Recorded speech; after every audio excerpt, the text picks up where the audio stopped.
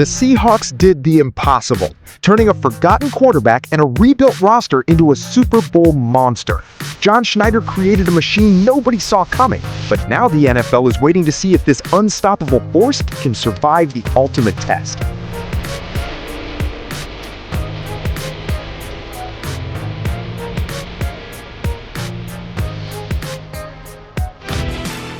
Here's the Seahawks story, which I think is so cool.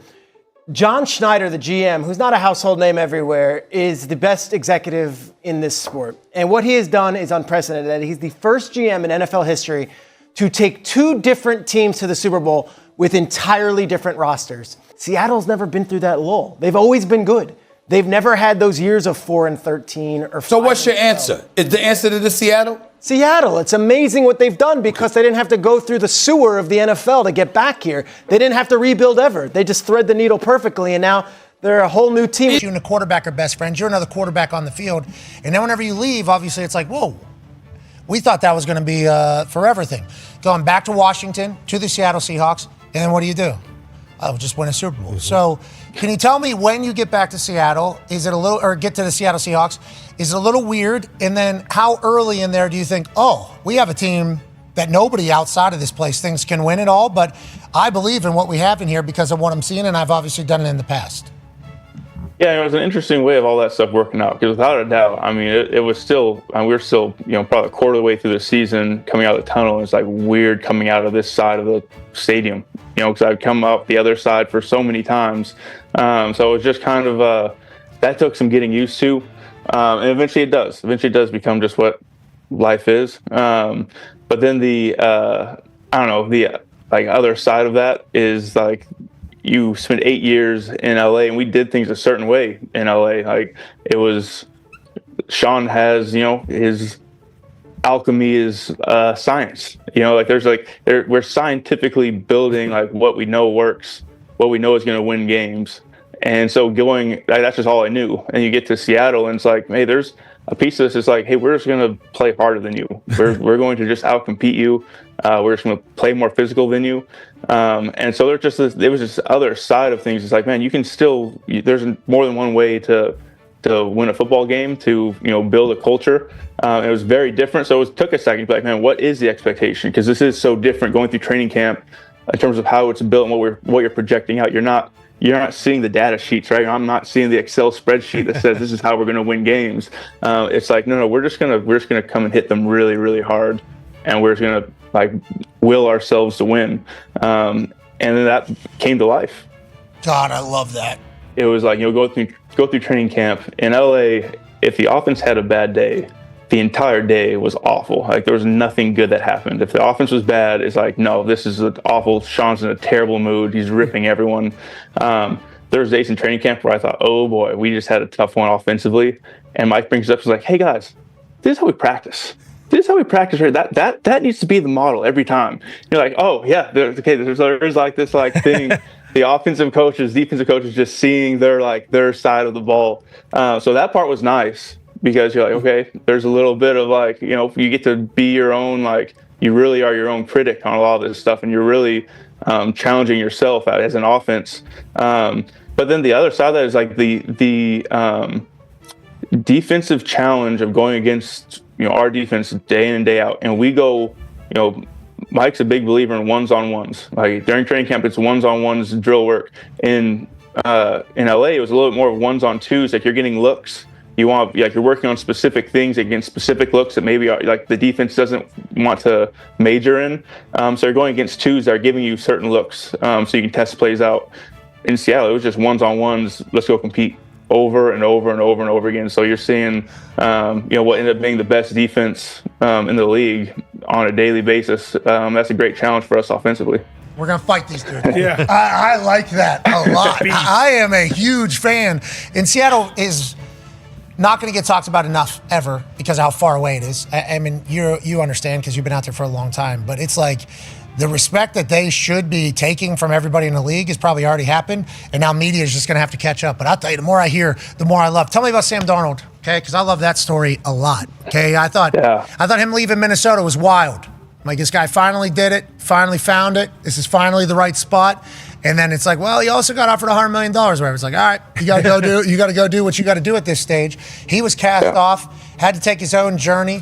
Didn't know if he was ever going to get back into any meaningful football games. And then when push came to shove, he played great football. Tell me about Sam Darnold, his leadership, and is there similarities with Matthew Stafford in the two? Yeah, no, there is. I mean, one, first of all, didn't work out great for Minnesota. You saw the repercussions of that. I didn't know you were an NFL analyst, Boop. I didn't know. But I will say, I debated whether to say anything at all.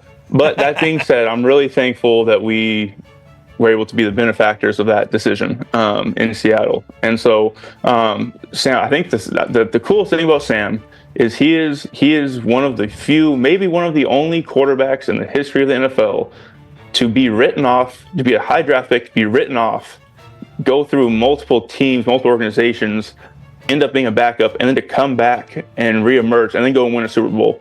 I mean, his path has maybe never been replicated in the NFL before. And to see his resilience, the mental fortitude to push through all those things, the self-confidence to be able to believe in yourself to that point, because there was times where nobody believed in it. There was nobody in the NFL, all the people that are outside of the buildings that believed that he could go do this thing, and he just over and over again showed up, went to work, and made it happen. And so the Seattle Seahawks did what almost nobody in the NFL believed was possible.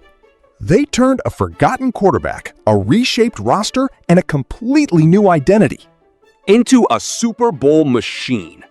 And the most shocking part? They never needed to hit rock bottom. Most NFL teams disappear before they come back. They lose for years. They tear everything apart. They collect top draft picks and hope for a miracle.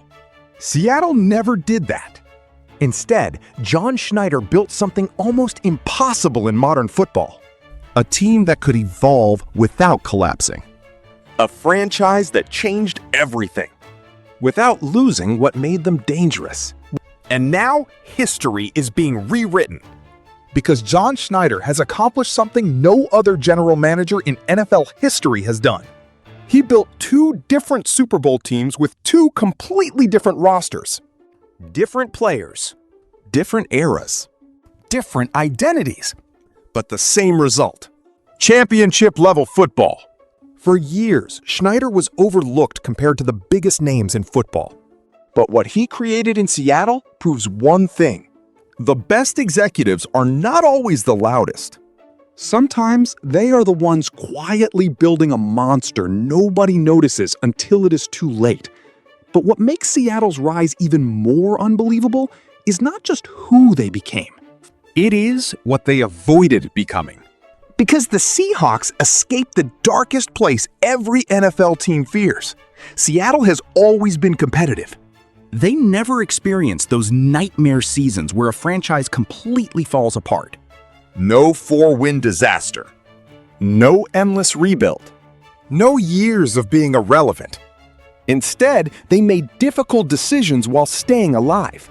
They moved forward. They adapted. They changed the team without destroying the foundation. That is why this turnaround feels different. The Seahawks didn't rebuild from the ashes.